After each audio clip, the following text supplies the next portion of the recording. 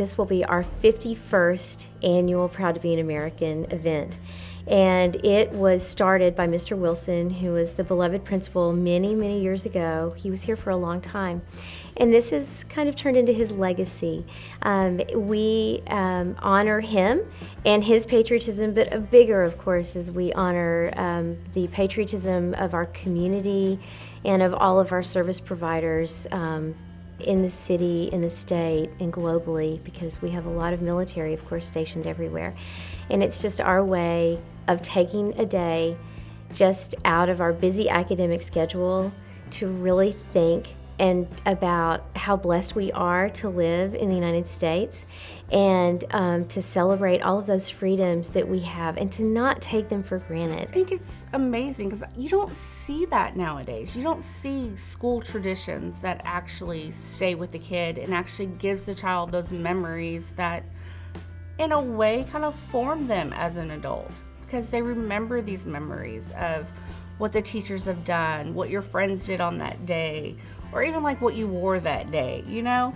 So I think it's awesome. And to see her experiencing the same just good things that I experienced when I went to Miller Heights it's amazing. As a matter of fact, I came last year when it was the 50th anniversary, and I bought a shirt and I've put those up. I just thought that was, the coolest thing ever to have the 50th anniversary shirt since my family went here and then I went here and now my children.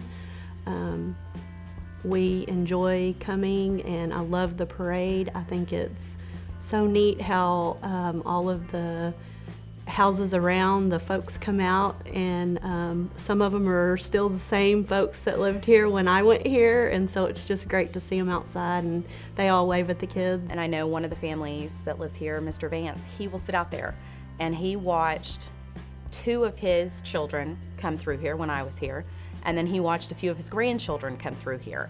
And so I know he sits out there, and he's a retired vet, and he'll have his flag, and he's in his little chair with his retired vet hat on. The Bridges live in this first house right here, and when Mr. Bridges was alive, again, their children and grandchildren all came through here, and they would sit out on the front porch and watch all of us come by. And that's what my grandparents have been doing it since 1986. And they still do it. We wheel my grandma out there. They're in their mid-80s, but they don't miss one. And my parents, same thing. They come over here because they've got grandkids over here.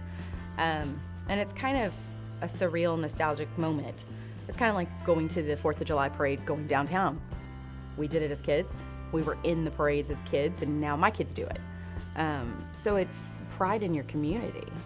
Well, it's a long-going tradition. And so I think anything that's been long going, there's something keeping it going. There's something good about it.